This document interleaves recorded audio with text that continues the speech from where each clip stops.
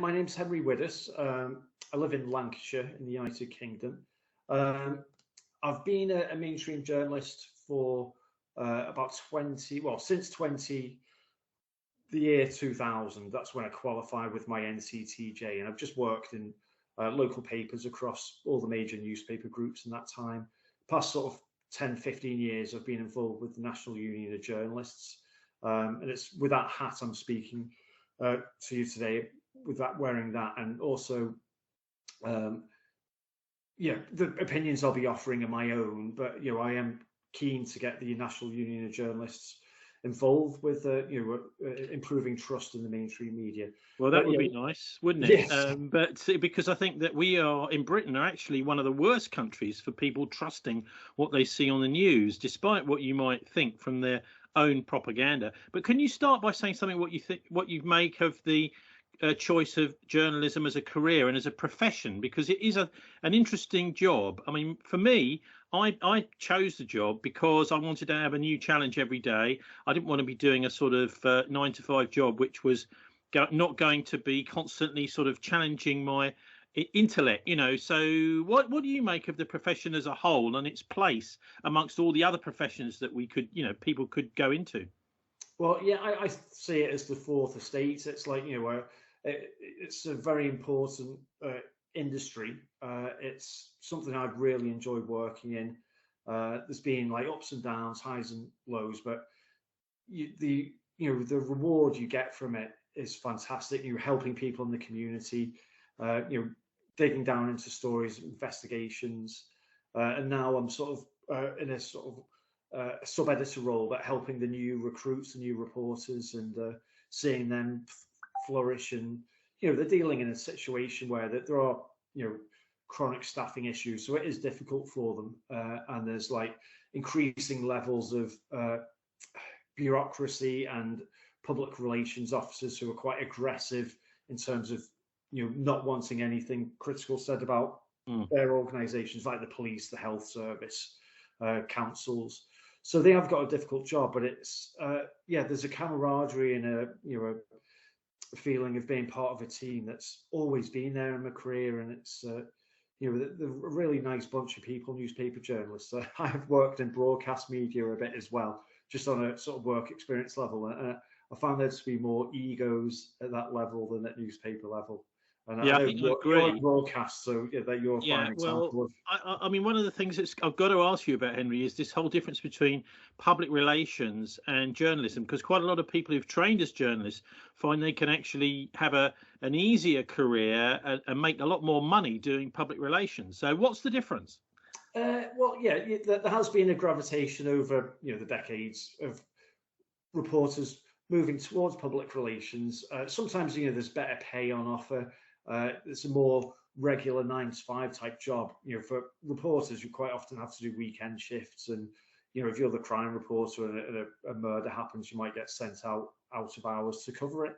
And that's happened to me in the past when I was a crime reporter for about 4 or 5 years. But there have been reporters who've gone into public relations, found it incredibly tiresome with the levels of checking to get a press release out, whereas they could churn out a news story in like half a day, even like a big feature. Whereas if you want to do something like that in public relations, you'd be looking at a couple of weeks. So people do gravitate back as well to newspapers from public relations. But yeah, there does tend to be a shift of those who maybe they want to settle down with a family. They do want the more regular hours, maybe a bit more income. So yeah, there is a bit of a pull there towards Yeah, public but relations. don't you think? See, Can I there's a just, bit of before a you is finish, it? there's a Yeah. joke that we use for those who do go into public relations. It's joining the dark side, and I think that has an element of truth to it, because as much as some people are disappointed with the way the mainstream news is sometimes, they're still a valuable asset to have, and they do question authority. Whereas public relations is the direct opposite of that. They don't want that authority questioned. So it's just like Yeah, I there is was a bit going of to a say balance. it's a bit like poacher turned gamekeeper from one going from one to the other, but because there is a qualitative difference. A PR person is trying to push a positive image for a company, and some of those companies can be the biggest possible transnationals who are committing the most horrific atrocities, crimes even, and yet they're trying to push that line. And it does strike me that, you know, during the 30 years or so I've been in journalism, what is it roughly now, that the PR people seem to be doing quite well in getting their stories stronger and stronger in the national press, and that there are less and less questions being asked by particularly the London media. And Britain is a peculiar country amongst a lot of others in that almost all the national and international journalists are based in London.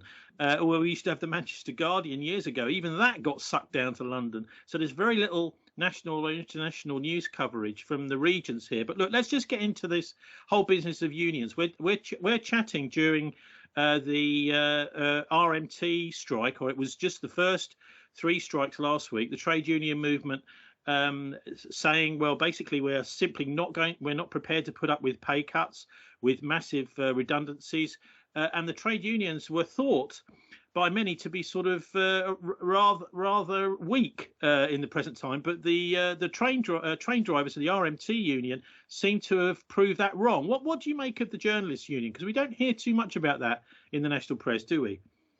No, I mean, I don't think we're quite as strong as maybe like, you know, the rail workers unions, which historically have been very strong.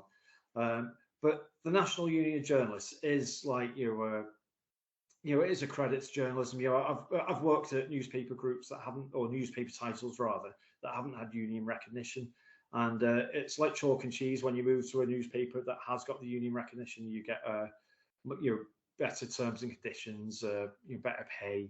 So yeah, they are 100% worthwhile. They're really good in terms of sort of tackling issues like bullying as well. And as a union rep, you know, we've just been able to liaise with editors and things like that in terms of, you know, ensuring that workflows are as good as they can be, and ensuring staff aren't working past their hours. So yeah, on that level, it's been good. Sometimes it's quite difficult to get a decent pay rise because, you know, we are in an industry that's battling with increasing printing costs. I mean, they're sort of doubled over the past couple of years or something. And there's, you know, also the drop in advertising, especially during the COVID era. So yeah, it has been difficult, but we have, you know, managed to get sort of decent pay rises over the years at different newspaper groups. And I do get the feeling that without the union, it will be much worse. But you know, one of the reasons I wanted to speak to you in this interview is about the work that I've carried out to get the union to try and make sure that they can keep mainstream news having those trust levels that are dropping. I mean, they're dropping around the world, not just this country. And one way to do that is just ensure that, you know, especially on the broadcast news, that they're holding authority to account properly, and you know, that the PR companies aren't winning, as they were sort of saying. Maybe in some cases they do seem to have the upper hand. Yeah, but what you've just said is slightly different to, you know, the pay and conditions side of it, isn't it? This is also, you know, what you're suggesting here is that the union is having some sort of an input into what people see and read and hear as well. Because my experience is, and I know for outsiders, they won't necessarily know that within the workplace, the NUJ organises in these groups called chapels, and we have mothers of chapel and fathers of chapel, which is a throwback to the old sort of non-conformists, you know, the old Methodists and people like that from the old days. I suppose when the unions were very young, these non-conformist churches were quite strong, but my experiences in editorial too, particularly in the BBC, that the push against the sort of government pressure that there's been within the BBC to push the government line, a lot of the pushback, the professional pushback for the benefit of the listeners and the viewers, has come from within the union, from within these chapels. Yeah. I mean, in our case, one of the chapels that I represented, going back to 2020, we wrote a letter to the head of the union, and in May 2020, we wrote quite a strong letter because at the time we were worried about the guidelines from the government were going to cause some, you know, financial problems for newspaper groups around the country, which could in turn result in job losses, which is something union reps want to avoid at all costs. So yeah, we wrote to the union, and there's 4 key points that we wanted them to raise, which was number one was to push the government to consider all the scientific data and opinion, including that around the accuracy of COVID-19 testing and recordings of death, and the effectiveness of the lockdowns and the social distancing. And then 2, to question the governments on the SAGE guidance. And for those who don't know, that SAGE is the Scientific Advisory Group for Emergencies that sort of helps the Cabinet Office in terms of how to approach the pandemic. And interestingly, they're filled with a lot of psychologists, which is quite a worry, something that we Well, did and also, raise. I mean, very importantly, SAGE was chaired by Sir Jeremy Farrar, who was one of the top people, if not the director, I'm not quite sure of his role, at the Wellcome Trust, which is really the British origin of the Bill and Melinda Gates Foundation. So this was something that was going on in Britain for many, many years before the Gates Foundation was ever even thought of. And he is the guy basically looking after these private so-called charitable interests of the Wellcome Trust. He's in charge of SAGE. Actually, he resigned towards the end of it, I believe. I mean, probably I think it was late 2021 he resigned, but without any proper explanation, really. But these are the people who have a massive vested interest in pushing vaccines and vaccination in general that have been, it seems, running the policy on behalf of the government. Yeah. I mean, that's quite an interesting point there, because that was the third point that we were raising in this letter to the head of the union was, to demand why the government was explaining the reasons for lockdown and social distancing at the start to flatten the curve, and then the Health Secretary rather at the time, Matt Hancock, he was saying that now, okay, we flattened the curve, but we're going to continue locking down until everyone's been vaccinated. And then I thought, wow, that's quite a shift of goalposts there. And then we also wanted a very important point. We wanted the NUJ to challenge global media platforms on the censorship of like medical experts and scientific experts who, gave opinions that conflicted with the World Health Organization guidelines. So there was a lot of censorship going on in the early days of the alleged pandemic, and that was, shaping public opinion. So yeah, well, unfortunately that letter. Well, hang on, Henry, because you just used the expression "alleged pandemic." What you're suggesting there is that maybe there was no pandemic at all, and I think quite a few viewers will find that a bit shocking thing to say. Well, the way to explain that is that the definition of pandemic was changed, where I think pandemic previously was defined by how many people died, X amount died per million. And then it was changed to the number of cases per million. So deaths was suddenly removed from the definition of pandemic. So that's why, some people, it's quite a commonly held belief that some people don't think there has been a pandemic in the true sense of the word, where there's been a huge spike in deaths. And you can go to Office of National Statistics to show that, where the number of deaths per million, I think somewhere in the past 20 years, 2020 was like only about the 12th worst out of, so there was 8 or 9 years worse in terms of death per million in earlier years going back to. Okay, so I suppose what you're saying really is, I don't want to put words into your mouth, that would be terribly unprofessional, Henry, but is that under the old definition, it actually didn't fulfill the criteria for a pandemic. Yes, and then some people argue that by changing the definition of pandemic to not include deaths, it became easier to have these draconian rollouts, which some people think it's about control. Again, I did say at the start, I'm offering my own personal opinions here, not that of the National Union of Journalists, but I do believe that we're on a slippery slope to losing our freedoms, and that slope has been increasing in its steepness, and that's why we need a robust mainstream media that's holding authority to account, not just at local level, not just at national level, but at geopolitical level. And so, like you gave an example of conflicts of interest there at SAGE, those things need to be looked at in depth with a sustained level of coverage to make sure the public are aware that there are movers and shakers at global level who have an interest in making the world seem like there is a pandemic, when in fact the levels of death are no worse than any other year on average, if you look past the past 20 years. Well, yeah, I think what we've seen quite a lot of figures put forward who their actual interest in one outcome or another when it comes to mass vaccination hasn't really been talked about by the journalists who are interviewing them, and they're not really cross-examining them. I think there was, when you're talking about the sage guidance to the media, there was a sort of state of fear amongst journalists that they should just simply accept what they're being told.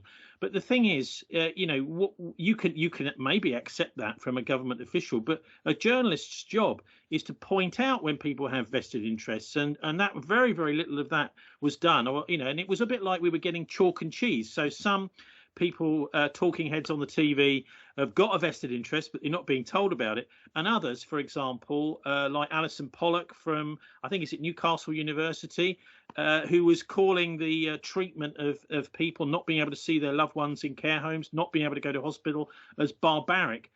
For example, got very little coverage, and the separation between people who were independent experts and those that had a vested interest of some sort wasn't really made by journalists. And I think that was, if you put my two halfpennies in, that was one of the major failings that we've seen structurally in the way the whole thing was covered. But anyway, just go on to, back to the NUJ. You approached the General Secretary, Michelle Stanistreet. What did you get reply? Was it a quick reply? What sort of reply did you get? It was basically, she's been great responding to us, to the concerns of the chapel, because obviously, the chapel members are the union. She's just there as a conduit to listen to what the union members want. So she really appreciated the letter, and she was a bit confused, though. I think at the time, because it was like May 2020, she thought that things were over and we're going to settle down. But because I sort of looked into independent media reports of how the sort of the shake-up of things during the COVID era, it was actually almost, there's documents showing it was planned earlier than that. So I got the feeling back then that this wasn't going to be over anytime soon. But then, unfortunately, she went on Radio 5 Live a week or two afterwards to express her opinions about the NUJ's role and the mainstream media's role. And she thought that at that time, because there had been a big spike in deaths in was it March, April time, that the newspapers and the national media were acting in a life-saving role by promoting the government message. And I didn't see that. I saw that as a conflict with the letter that we'd sent to the NUJ to actually challenge the government rather than be just repeating what they're saying. Well, no, and I think, to be fair, there will be differing views, and of course the London media, Henry, is not necessarily thinking what the Northwest, Manchester media, etc., are thinking. They're thinking different things. They're not all in lockstep, thank God. So she would probably be being pulled in different directions, particularly from her friends closer to her physically in London. Oh, of course, yeah. I mean, I appreciate she's got an incredibly difficult job. She was having to liaise with cabinet ministers, and during that time she managed to win the right for journalists to be counted as the key workers. But in my mind, I actually disagree with that move. I mean, to me, a journalist is a member of the public. We're all just members of the public. We are trained in ethics and how to report and make sure we're getting both sides of the stories, and can do our shorthand and stuff. But at the end of the day, a journalist is just a member of the public. We've got the same fears and opinions as everyone else, but we're trained to not put those opinions forward. So yeah, she was in a difficult position where she was, no one was sure what was going to be happening back then. But anyway, this is a continuing dialogue that we've got. I think, can I just to interrupt briefly, because I think the reason that the union said that was because the restrictions being brought in the spring of 2020 was so draconian that it was understood that there had to be some kind of, when I say draconian, I mean, the actual suspension of basic human rights, like the the freedom to travel, the right to speak to somebody, these kinds of things were all being restricted. And so I think quite rightly there was pushback from some professions, particularly, I mean, journalism. You would think, this is something which we need to be able to proceed and go ahead, and not to be told you can't do your job, you've got to stay at home, you've got to try and raise people on the phone, all that sort of thing. It put enormous restrictions on journalists. So personally, I'm quite glad to see that that there were, at the very least, some sort of pushback against these restrictions on human rights. Well, yeah, I suppose that's a good point, because we have photographers going out and about, and of course, if they weren't key workers, they could have been like arrested by the police for you going, with it outside of boundaries of their office or home address. So it was good on that level. But yeah, I just don't see journalists as being key workers myself. But that's just a personal view. But yeah, just to carry on with the union, we're still in dialogue with them. And there's another group that I've set up, to encourage best practice in mainstream news, called Holding Authorities to Account. So the full name's Journalists Against COVID Censorship, Holding. Sorry, I'm getting it wrong here. Holding the Line. So I'll just repeat that. It's Journalists Against COVID Censorship, Holding the Line. So so the website for that, for short. And the website for that is www.holding-the-line.com. Is it, or is it? No, it's yes, it is .com actually. Yeah, so holding-the-line.com. Yeah. Okay. And you've got lots of journalists writing great stories there, from as far as New Zealand, from France. We've got members from Texas, Canada, Italy. So yeah, it's got a bit of a global organisation. Yeah, it's drawn in quite a lot of journalists that also feel similarly that the profession has really suffered during the pandemic, and that actually quite a lot of the high standards that we try and hold our profession to have been really smashed. I mean, particularly through in the UK here, we've seen, as you mentioned, through Sage advising the media that they should just toe the government line. Well, this is anathema to many journalists. This is our job, is to hold the government to account. Anyway, carry on, Harry. Sorry, I think that that whole idea of holding the line is quite important, and it's brought quite a few journalists in, hasn't it? Yeah, it's been fantastic. Yeah, I mean, from the mainstream independent journalists, retired journalists, yeah, you name it. People from like public relations have helping us out as well. We've got graphic designers, video editors helping us for producing content. But it's worth saying as well that there have been some members who, because of their jobs as staff journalists, have found it less easy to speak out, whereas freelancers like myself, it's normal for me, but for some staff journalists, they've had to kind of keep their head down a bit. Yeah, possibly. I mean, yeah, it's like, an environment where you don't want to be, there's always editorial glass ceilings within the industry. Then go back decades. It's one of those things where you just have to deal with it, and to respect it to a certain extent. But you try and push back where you can, and there's always healthy, robust editorial debates going on in the newsroom. I've experienced a few, and there's never been any malice or anything there. It's sometimes there are differences of opinion, but a very good point you made about Sage, and something that we have raised with the union is there's a group called the I think SPI-B is the acronym, and it's the Scientific Pandemic Insight Group, and they offer allegedly independent advice to Sage, and they were actually in the minutes of their meeting were suggesting that the mainstream news should be used as a tool to encourage social disapproval of those who don't want to go along with the COVID guidelines.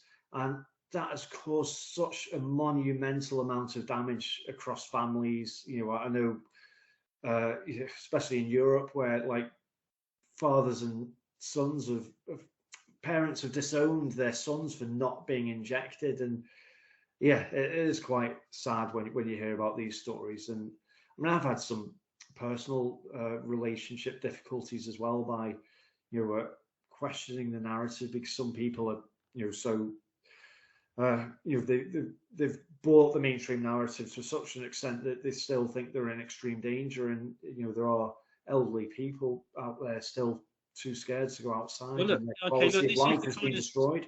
$64,000 question in a way, Henry. How do you get across, to individuals to help them to make the right decision when it comes to getting vaccinated or not?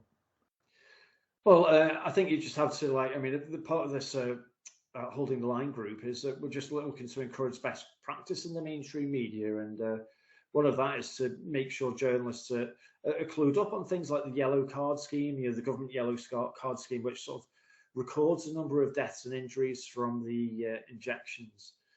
So yeah, if that can be reported in context with stories, and like maybe we get like a press release encouraging members of the public to be injected, there should be reporting on the injection harm that's taken place as well, to give both sides of the story.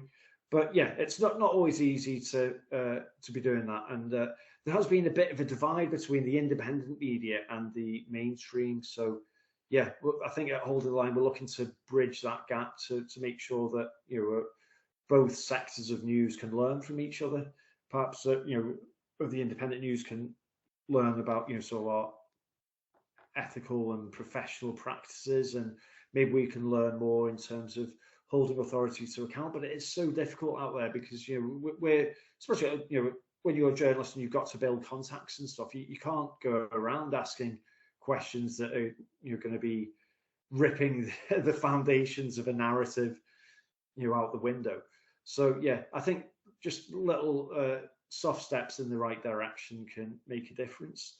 So I think overall, I think we are making progress, and at Holding the Line we've also carried on our dialogue with the union, where we were concerned before Christmas last year. There was a few articles in national newspapers, and I think also some talk on sort of phone-ins and things like that on national TV about concerns about those who chose not to be vaccinated, in terms of them being social pariahs or a real danger to society, where to one extent I think there was a report suggesting that those who don't want to get COVID injected are terrorists in some ways. And to me it went too far.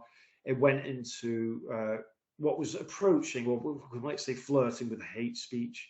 So we passed our concerns to the ethics committee of the NUJ, and we gave examples of about 6 or 7 stories, and they actually talked about our concerns at their ethics committee, I think back in April of this year, or possibly March, and they came back. So that's 2022, just to be clear. Yes, that's this year, and spring this year, and they came back with a resolution that they didn't think those articles crossed the border into hate speech, because it was a very diverse subject, a bit like Brexit, so people are going to have very, very strong views about it, and they thought it was important that those journalists had their freedom of speech protected, even if they are saying that those who choose not to be vaccinated are equivalent to terrorists.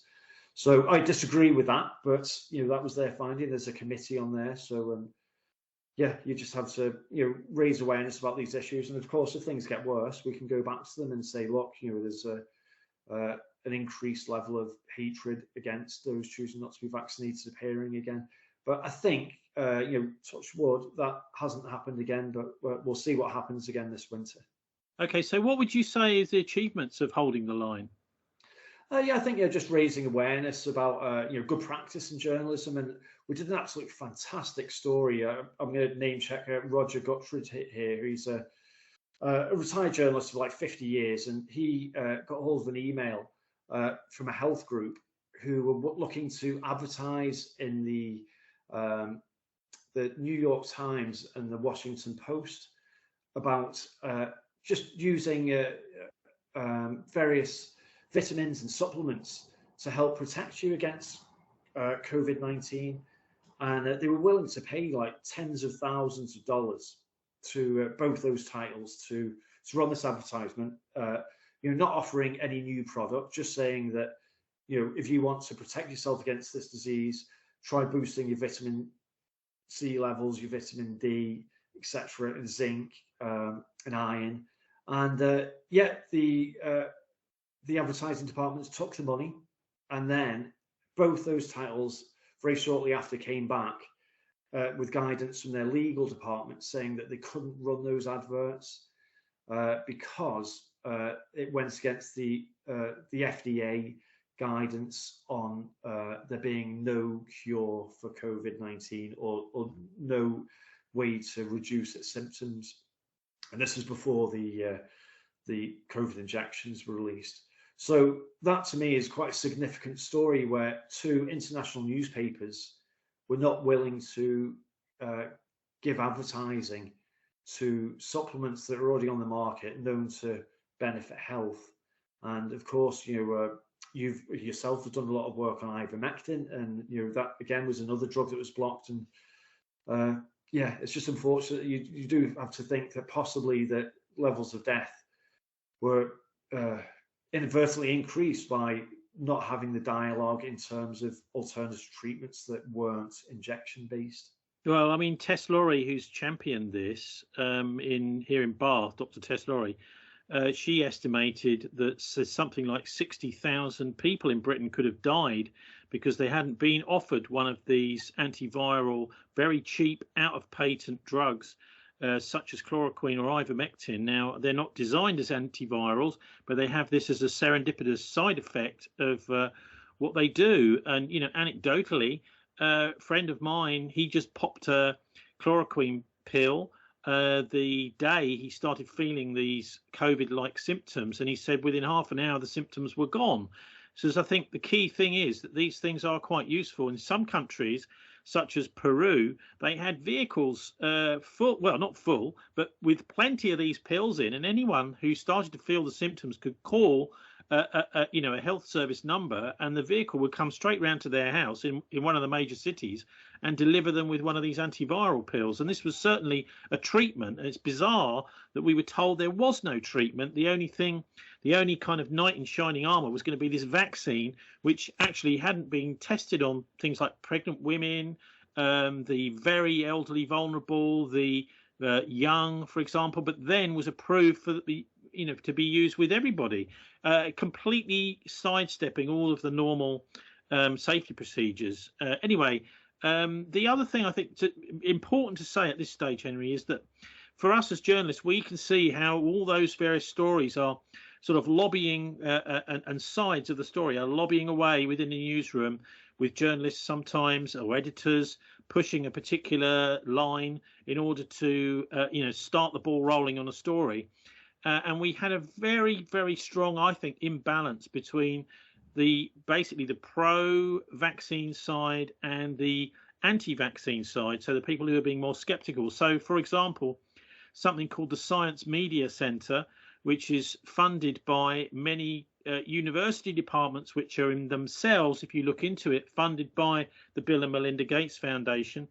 And they have a tremendous amount of funding at the Science Media Centre, and pitted against them are organisations with basically no funding, such as Doctors for COVID Ethics, or very little funding, PANDA, the Pandemic Data and Analysis Group in South Africa, the British Ivermectin Recommendation Development Group, BIRD, the Centre for Evidence-Based Medicine. So it was quite a not a level playing field, where some very well-funded lobby groups were able to pay to get their view across. And then in the background to all of that, we've got the Sage Guidance, which is twisting the arm of the editors behind their back to say what the government tells you to say, and say what the World Health Organization tells you to say. Well, I'm certainly not aware of that editorial pressure on anywhere I work, but I have heard from Mark, what's his name now? He's helped set up a group called News Uncut. Mark Sharman, I don't know if you've heard of him, but he's a retired journalist, and he's sort of was very high up in Sky News, and he did a fantastic interview with Anna Breeze, talking about the pressures at Sky News not to report on COVID injection injuries. And I thought that was quite shocking to hear that, a sort of a respected news outlet, like Sky News, was being told not to report on.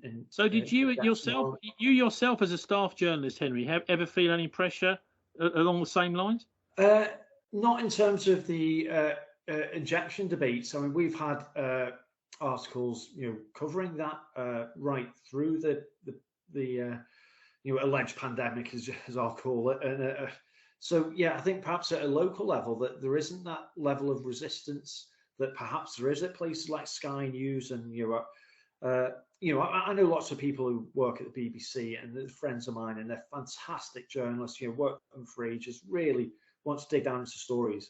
But yeah, you do hear that the BBC, if you follow the breadcrumbs, the overall editorial control of the BBC is the government's, because it's it's funded by the taxpayers.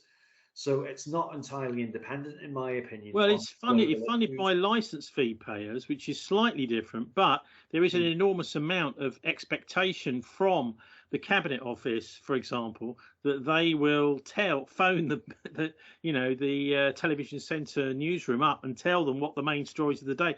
I mean, actually, one of members of our family did a bit of temping work in the newsroom in London and found that she was putting calls from the I've got my NUJ mug, by the way. Sorry to interrupt. Well, I don't know if I've got. Actually, I think I've got my NUJ mug here too. Look at that. Sad, isn't it? Right. Brilliant. Yeah. So we were both thinking the union's worthwhile. It does keep your coffee hotter, though. It definitely keeps your coffee hotter.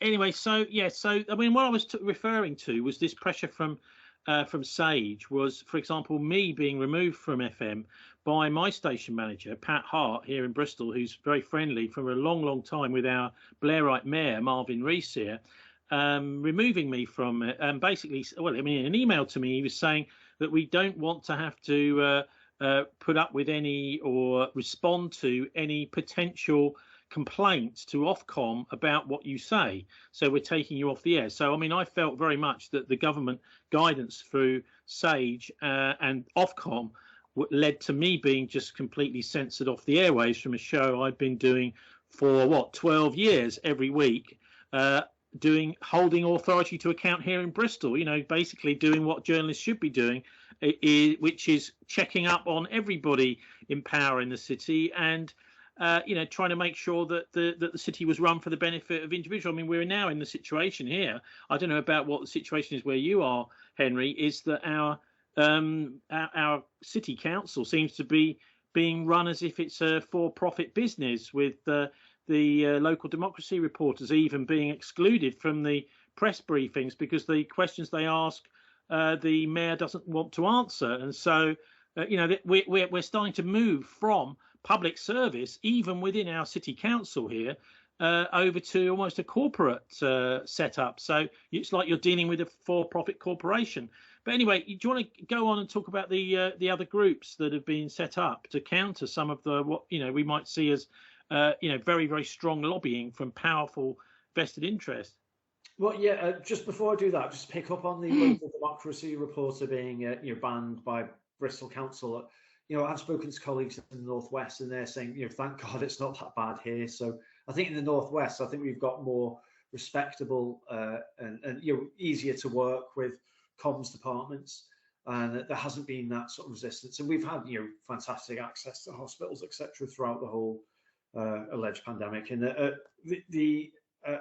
an interesting point is, just going back to Anna Breeze again, she was interviewed by David Rose, who's a Daily Mail a freelance reporter, I think, or Daily Mail Online, and he was saying that even though he's like a decades experienced national hack, he's been shouted at down the phone by public relations officers from the health department saying, right, that's it, we would arrange for you to visit this hospital ward, but you've asked that difficult question, so you're blacklisted now, you're not going to get any help from us again.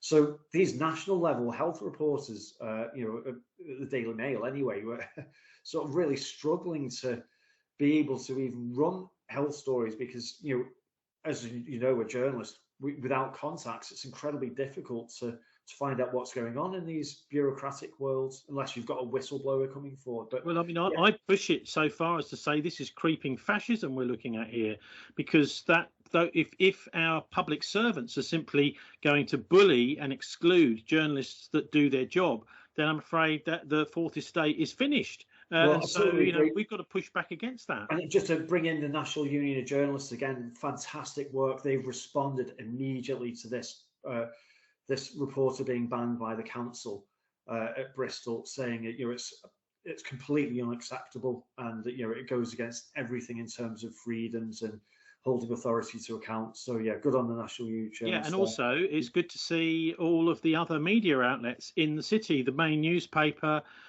plus BBC and ITV regional news desks also boycotting these mayor briefings. If they're going to exclude the local democracy reporters, then none of the major media in Bristol and in the region is going to attend the mayor's briefings, which I think is a great bit of solidarity. Well, yeah, hopefully it'll bring about a U-turn. But yeah, as you were saying, I was just going to go on to the various groups that have been sort of set up during the past 2 years.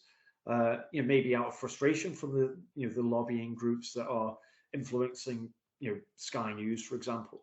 And so there's our group holding the line, Journalists Against COVID Censorship. Then we've also got News Uncut, which is another fantastic group, reporting on issues that perhaps aren't addressed at a sustained level by some of the the broadcast TV news outlets. And then you've got the Light newspaper, which really digs down into levels of corruption that you don't find many places elsewhere.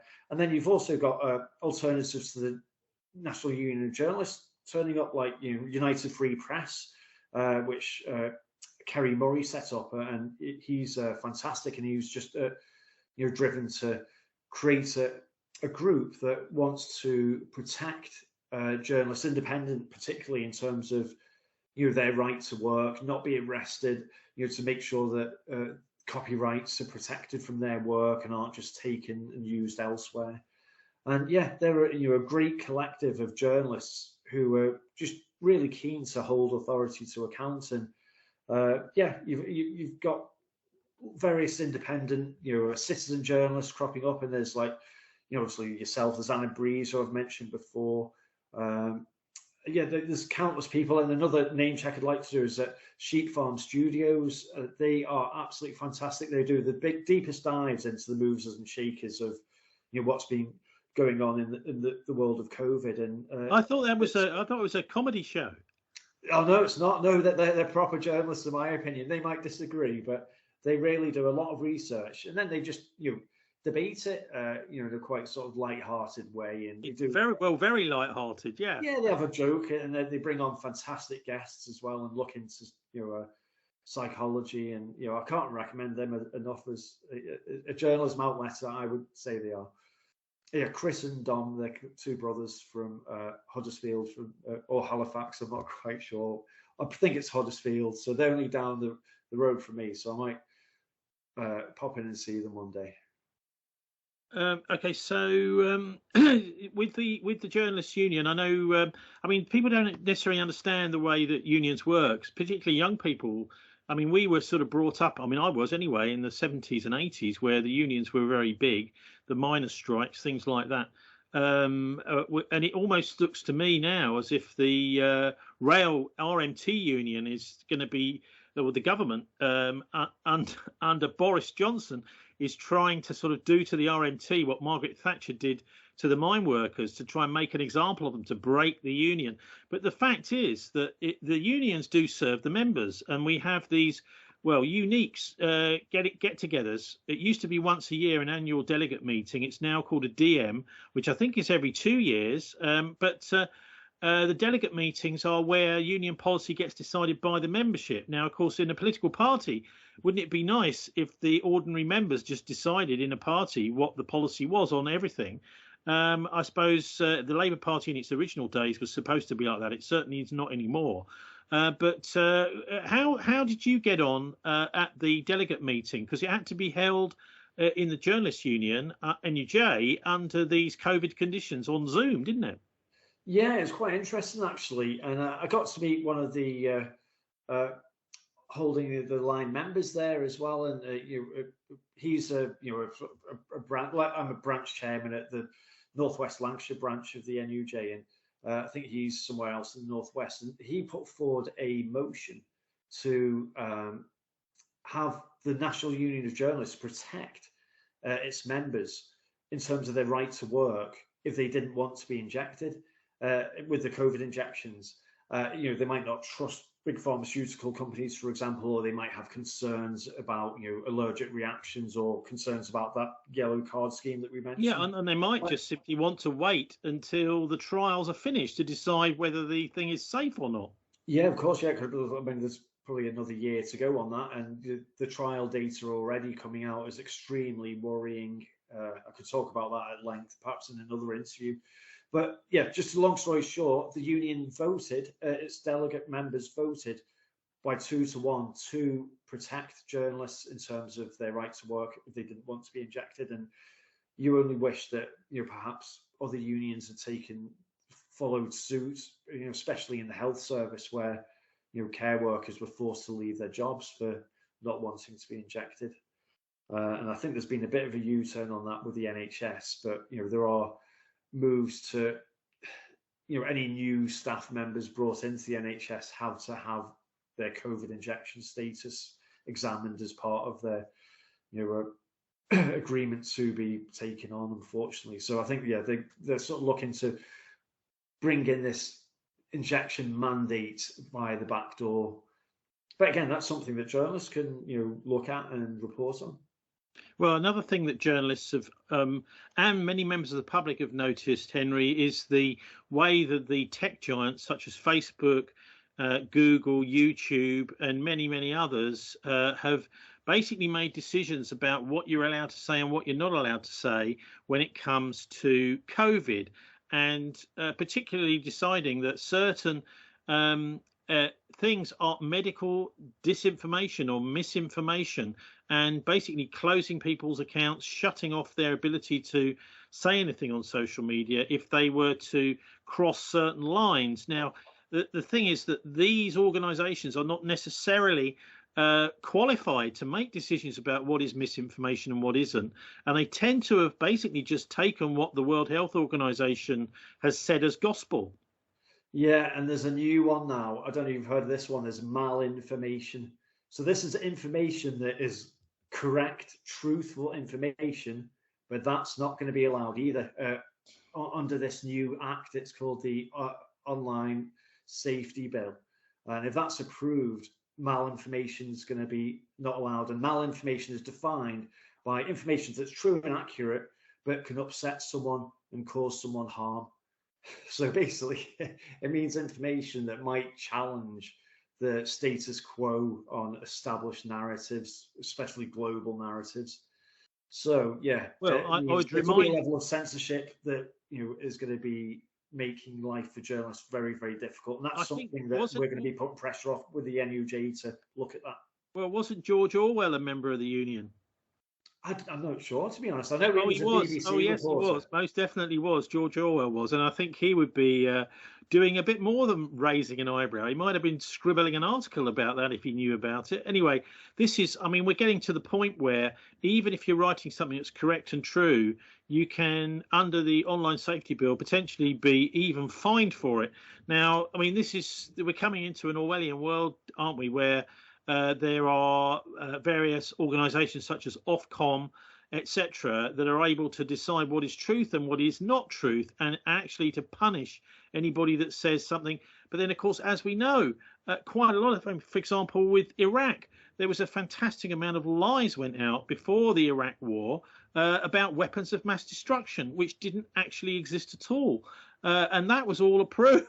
So, I think we're getting to the point where potentially people will simply not trust what they're seeing on their television screens, reading in their national papers at all, Henry. Well, yeah, that's why, as a union rep and a branch chairman of the National Union of Journalists, we want that level of trust to increase.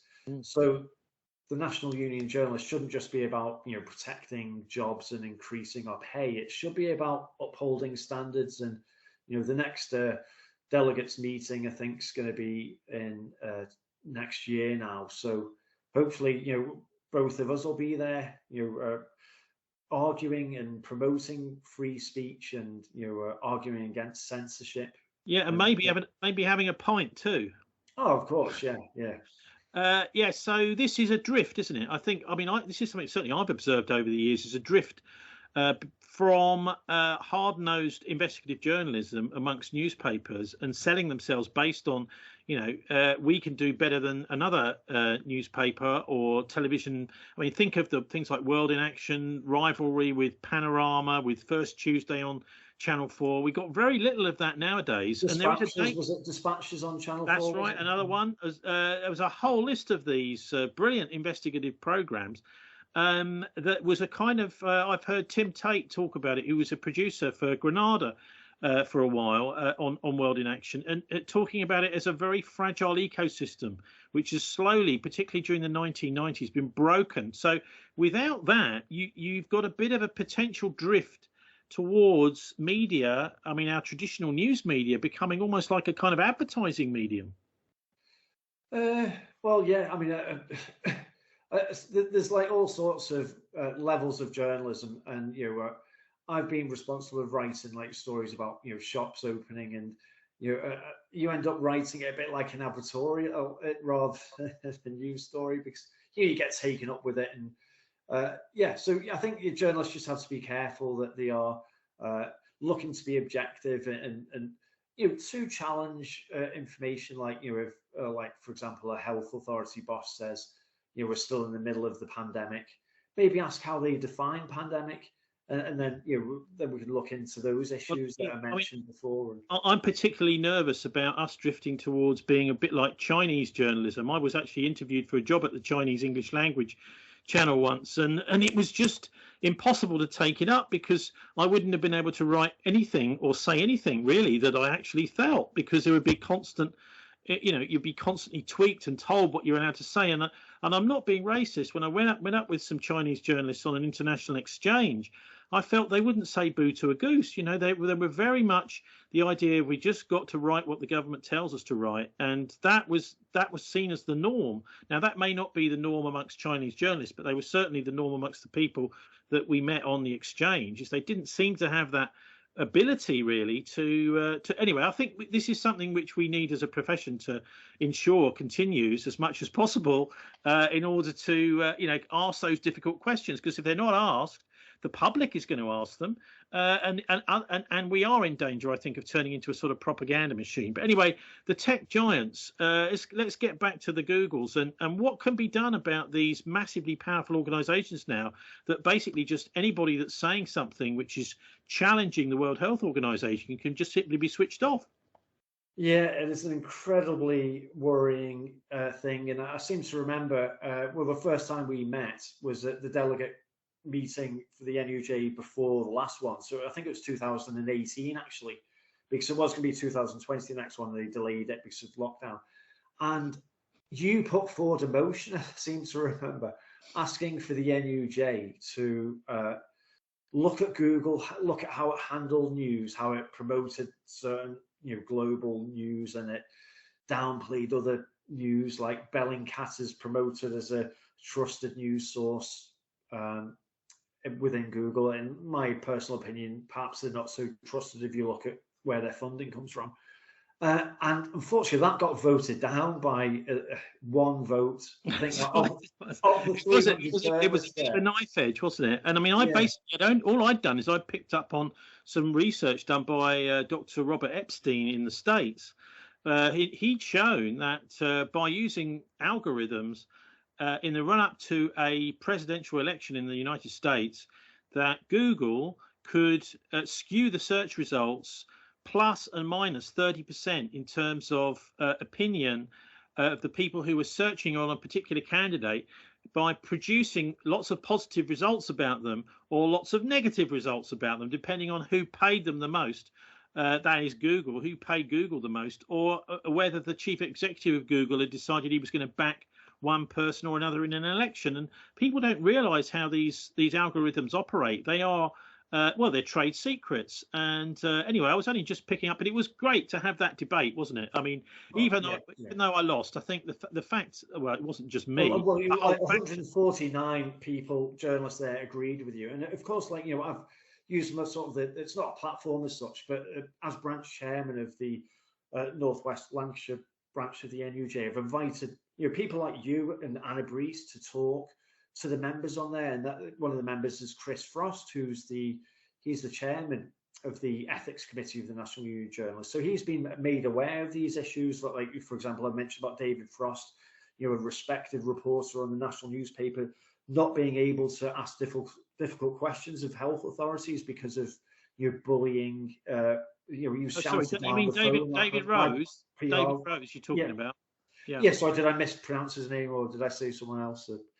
But Yeah, David David Rose, Rose, yeah, I think it was. yeah. But anyway, just can we get into a bit of your thoughts about working in the mainstream and the sort of pressures that are on journalists working in the mainstream? Yeah, I mean that's one of the points I wanted to mention actually when you mentioned the Chinese journalists and how they are. That that's why I'm sort of, it's controversial to say this, but I'm really proud to work for the mainstream media.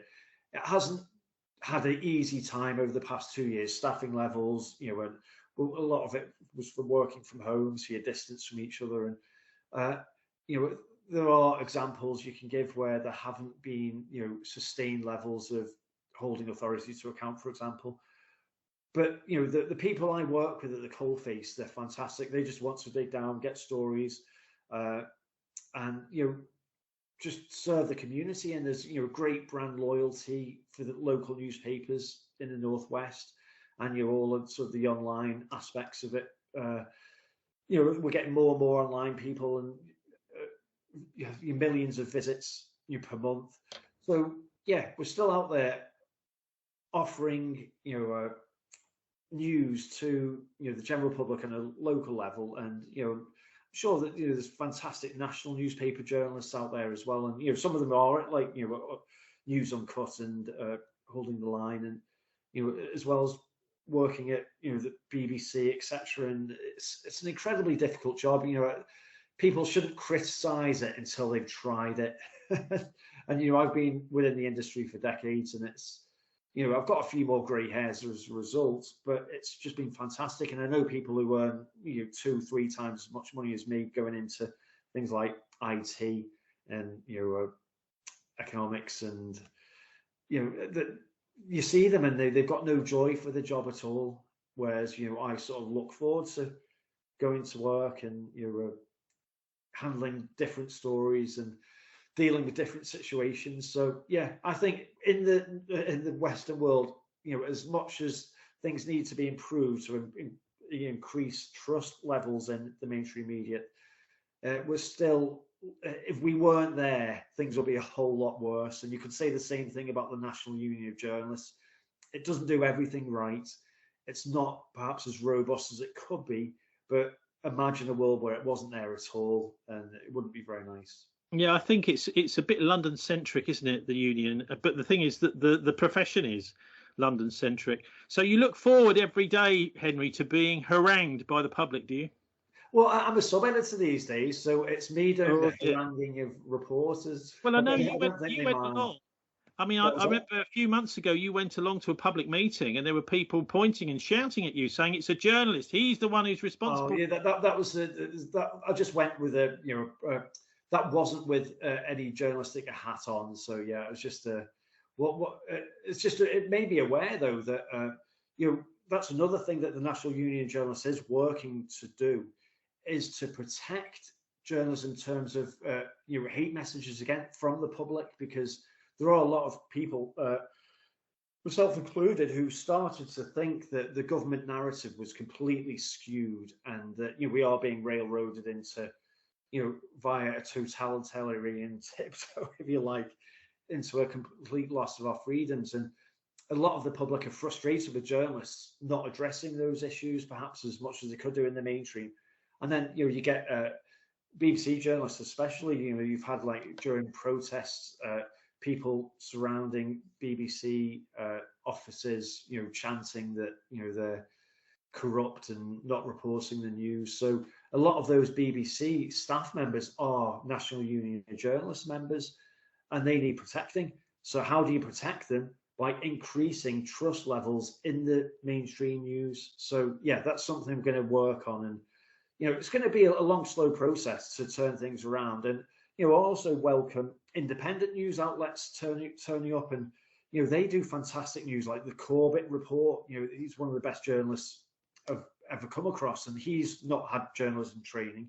And that people like United Free Press, they're an umbrella organisation to protect those newly emerging journalists. So I think there's like a two-strand approach here.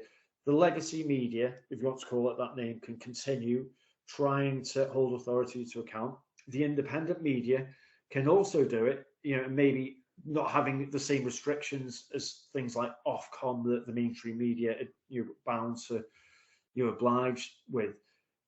So as long as we've got holding authority account, making sure the government can't pass laws like the Online Safety Bill to completely cripple independent media voices, then I think we can have a healthy, robust news moving into the next few decades. But it's going to need people like you and me at the coalface continuing to badger the NUJ, top level people, and make them aware of things like Google censorship and Facebook censorship, YouTube censorship, and Twitter censorship. So yeah, we're just got to keep fighting.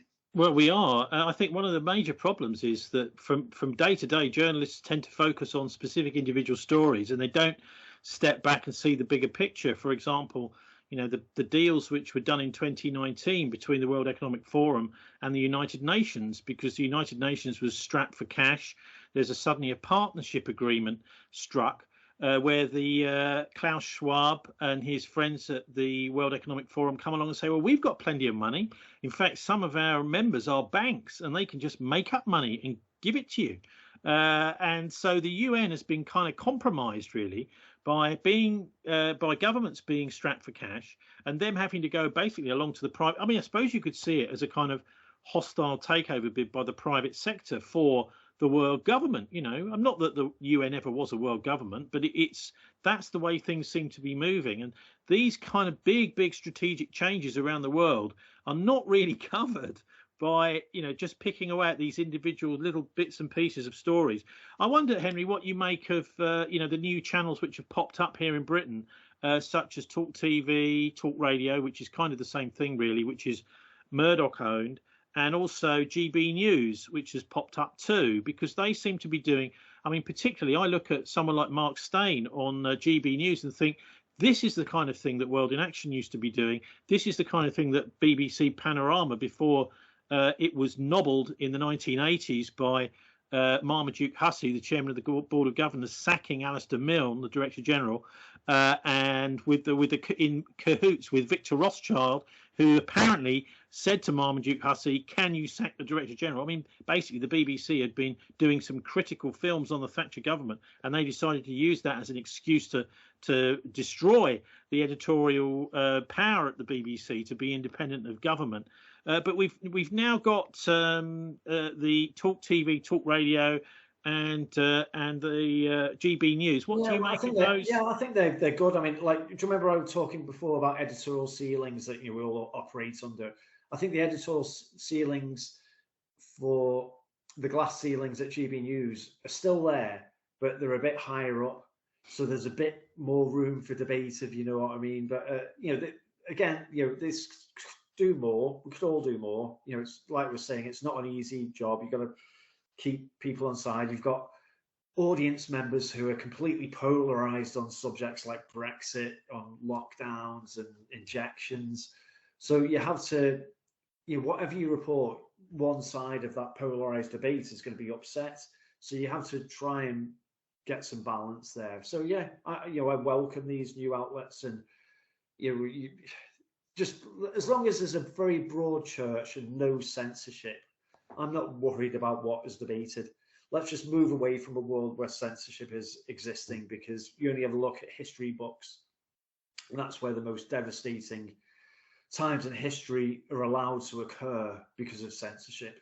It's as simple as that. That's right. I mean, I think governments and systems that are losing their credibility, that's one of the first buttons they press. And we've seen that happening with, particularly with RT, which I used to be a regular contributor to, even having a column on there, writing a weekly article for RT. That is actually now being blocked by most of the service providers in Britain. I mean, I thought this was something that we were pointing the finger at China and saying, oh, look, China is blocking the internet. Well, actually, no, we are blocking the internet. We're blocking people from seeing what's going on RT. Another one which was blocked by Ofcom something like 8 years ago, 9 years ago now, is the Iranian English language state broadcaster, Press TV. I remember from my history books reading about the Nazi propaganda machine back in the 1940s, broadcasting on medium wave from Radio Luxembourg. They had some guy on there called Lord Haw-Haw, William Joyce, who was executed after the war, broadcasting Nazi propaganda right across Europe on this massive, powerful medium wave transmitter in Luxembourg. And at no point actually did the British War Office or the Post Office, whatever they were at the time, jam those communications. They could have done, but they made, I think, an intelligent and mature decision that we're not going to jam this, because we're just going to poke fun at what he says. And because that was a fairly easy thing to do, they would satirize him, ridicule him, and they were able to take him on. And of course, although there were probably some Nazi sympathizers in Britain that did listen to this and maybe got some information from it, I don't know, they decided that by censoring what William Joyce was doing, what they would be doing would be showing their own cowardice. And it seems that we have now decided that actually, no, we're going to try and censor what other people are saying, because this is a massive debate within the profession, isn't it, over censorship? Don't you think? Well, yeah, and I think that's another aspect of holding the line. We want to raise awareness amongst our peers and colleagues about this censorship and about the online safety bill, and about the tech giant censorship and shadow banning and all sorts of tactics they've got to silence the other side of the debate. And I think it's a really good point you made there about Lord Haw-Haw. If someone's coming out with an argument that's completely ridiculous, then, so I've got my dog barking in the background, then you can just have a debate with them, and end of, game over. That side of the debate is lost because you've given them a platform, allow them to debate with you. You can both put forward evidence, and if your argument has any validity to it, then it will stand, and if it doesn't, it won't. So let's just allow for that debate within all platforms, mainstream, independent, and make it respectful. Let's try and avoid this polarization culture that's arrived, and just allow people to speak, listen to what the other person's saying, try and think of it from their point of view. And then that way you can easily drill down to where the truth is. But when you have argumentative behavior, and you have people pulling up the drawbridges, not willing to listen to another side of the argument, echo chambers within social media, it makes it really difficult on a human level to have these dialogues. And the best way to do it, I find, is face to face, when you're meeting someone and you can look them in the eye, read their body language, see where they're being, tightening up if they don't like something you're saying, and then you can just listen to what they've got to say. That's a far better way of debate. And I really hope that is, along with an end to censorship, that debate is promoted, and then we can avoid terrible situations moving forward. Well, that's this is the power of television, isn't it? That you can actually kind of eyeball whoever it is you're trying to size up. And we can't have a discussion like this, Henry, without mentioning the case of Julian Assange. I would consider probably one of the most important investigative journalists of the 21st century, who hasn't actually committed a crime in Britain. It looks as if he may actually be sent for life in prison in the United States. And I don't think this sends a very good message around the world. If this does come to pass, let's hope to God that it doesn't. But to somebody like him to be really attacked simply for telling the truth and for exposing embarrassing crimes by the US government, particularly, but also by other governments on our side. We need to be able to be self-critical. And so, what do you make of the Assange case, and which way do you think it's going to go? Funnily enough, I do I mentioned the Light newspaper, and I do some sub-editing for that. And in the July edition, they're covering Assange. So I admit I didn't know much about that topic, but I've read a very in-depth article about it just recently, and I mean, hopefully he won't get extradited, but I think it's going to the very last level of appeal now. So it's flip of a coin. Who depends who the law lord is who's going to be covering it, and then if he is going to go over to the US, there has to be huge amounts of scrutiny of how he's being treated. And to move to another journalist, there was a Saudi Arabian one from memory who had his fingers chopped off. So imagine being a journalist in Saudi Arabia now, thinking, "Oh, I want to hold authority to account." They're just not going to do it if they know they're at personal risk. And that's another fantastic thing the National Union of Journalists does. It raises the issue of journalists being physically threatened and killed across the world. It's not uncommon for journalists to be getting killed around the world. That's another reason we're lucky, of course, where we are in the Western Hemisphere. It doesn't happen, journalists getting killed, but it does elsewhere. So yeah, with Assange, it just has to have lots of public scrutiny, hopefully within the mainstream and independent media. But we debated about this before. I mean, I've said to you I know nothing about it, but I know people who respected journalists like Richard D. Hall, who have suspicions that Assange might be controlled opposition. That's another debate I'd like to get into, that term controlled opposition, because I'm not sure I buy it. I think everyone's just got differences of opinion. So, well, I think Assange has massively embarrassed the US behemoth. The other thing, of course, is that the whole process of incarcerating Assange and this whole business of getting him extradited in a situation where he hasn't actually committed any British crime, surely is a crime in itself. The people involved in that have been perverting the course of justice, and they should themselves be behind bars rather than Julian. But anyway, I think just on that topic. I mean, those are sort of quite strong allegations against the courts. So you have to, if you're going to be reporting on it, you have to be aware of all the legal aspects. As a former crime reporter, I had lots of law training, and you can't go making allegations like that unless you're confident that you could support those allegations in the court itself. So if you're going to accuse a court of corruption, you have to think, have I got the evidence here to prove in another court that that's the case? Well, I would be more than happy.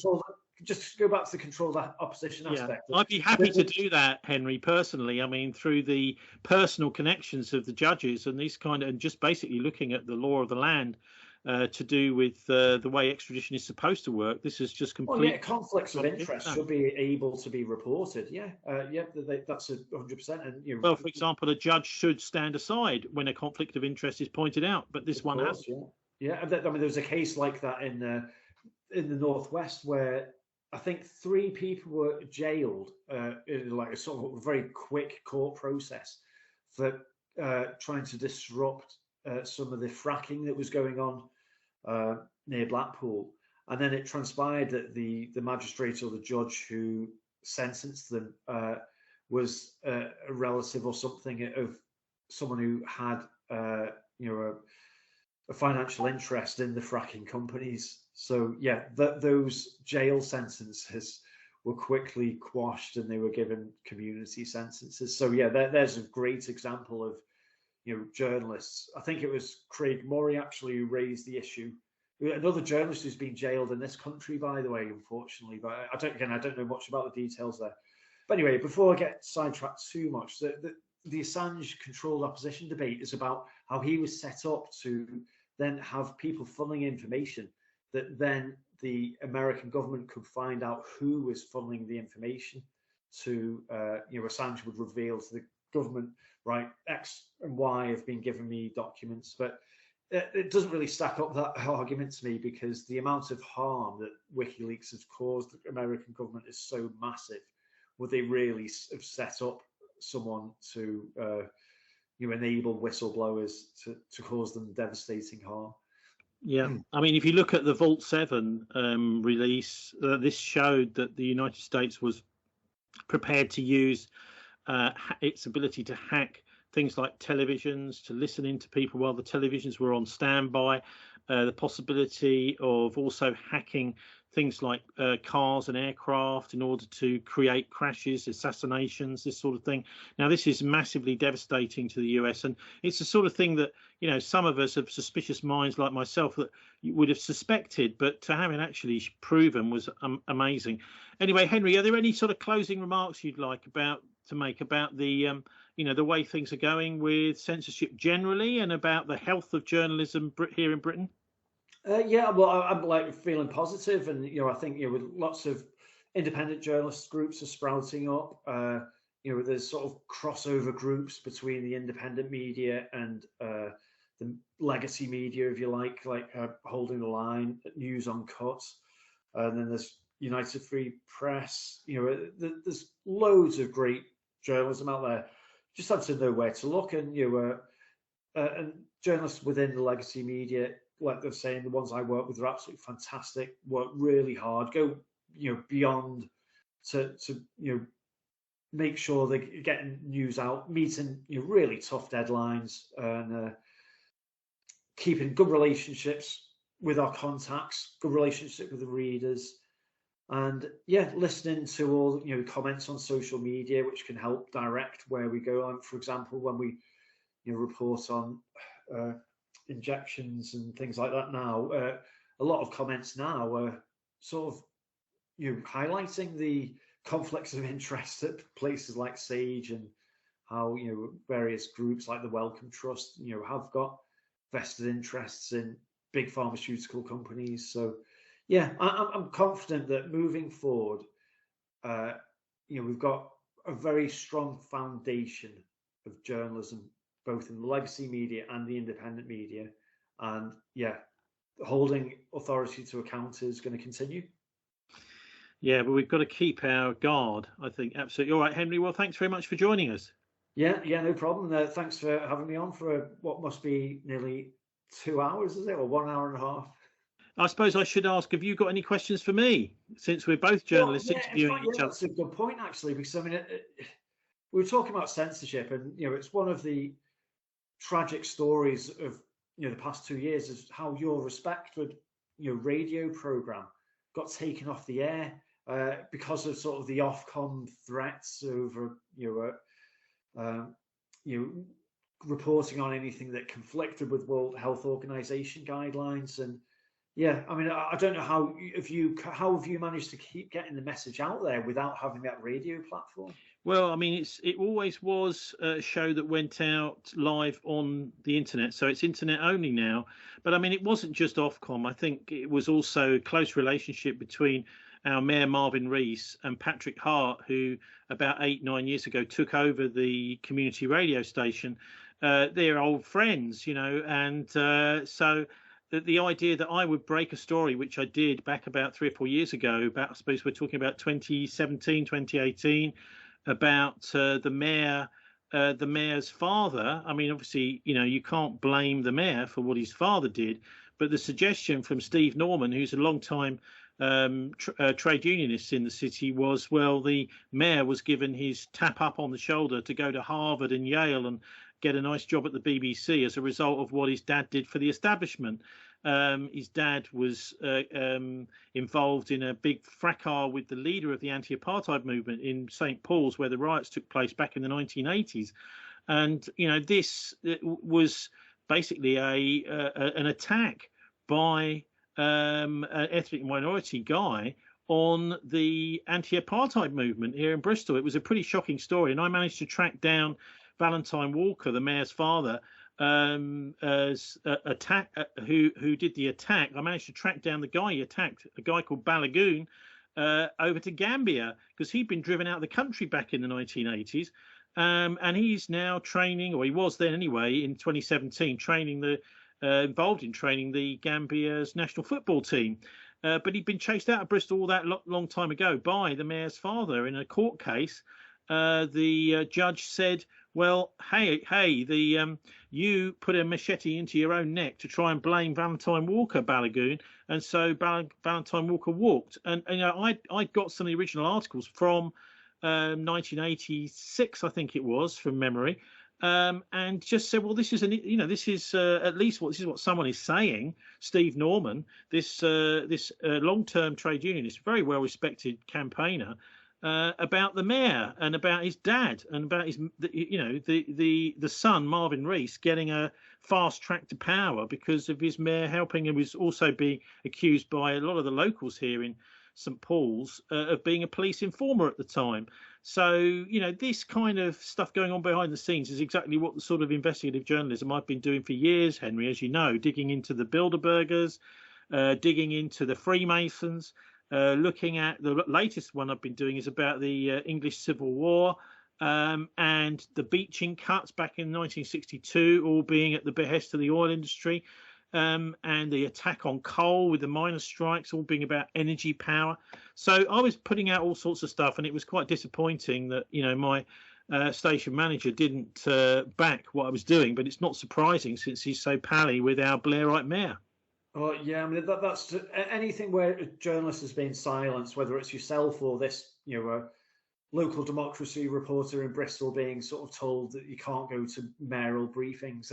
They're huge red flags to me. That's something that the NUJ, United Free Press, any organisation that's looking after journalism should clamp down on immediately and shine a light where people in authority are blocking journalists from doing their job. That has to be a no-no. Yeah, and also a no-no is journalists who are just 9-to-5ers. I'm afraid this is one of my bugbears. If people are just simply doing it as if they're selling soap powder or something, and they're not involved in some way, kind of have a connection with the people doing the reading, the listening, the viewing, whatever it is. I think we're there for them, and we're their servants. We should be, to a certain extent, not just there to make profits for the shareholders. We should be there to make life easier and to inform on the things that people need to know in order to make the right decisions for the rest of their lives. This is such important work we're doing. It can't just simply be left to commercial interests to buy up anybody that speaks against them and shut them down, Henry. Well, just to mention one other point there, there is a move in the world, you probably noticed, towards artificial intelligence. And artificial intelligence can already write news stories. They can pull data from various government sources and structure a news story there of saying, like, such and such an area has a higher rate of smokers or cancer rates compared to the national average. And then maybe a reporter could get a local quote from a public health official. Bob's your uncle, you've got a news story there that 9/10 of it has been written by artificial intelligence. So that's another thing that's a no-no for me, and should be for the United Free Press and the National Union of Journalists, is stop any creep towards artificial intelligence outputting the news. There should always be a human element to it. Well, this is a big part of the rail strike, isn't it, that we've been seeing in June 2022, is the attempt to get rid of all ticket offices, all complete automation, getting rid of guards on trains and this sort of thing. The idea is that us humans are dispensable. Well, yeah, and that's something that just not wearing any sort of journalistic hat on at all. I'm worried about. I don't want to be moving into a world where machines and AI can control the world. And touching wood, that's going to be a few thousand years off. So I'm not going to be too worried about it for now. Well, I mean, I think it's simple as things like going into a supermarket. You can have a nice laugh and a chat and an interaction with a human being checking your stuff out, but you can't really do that with a machine that just says unexpected item in the bagging area, can you? Anyway, look, Henry Widdas from Holding the Line. That's the National Union of Journalists, yeah. www.holding-the-line.com. Thanks very much for joining us. Yeah, cheers.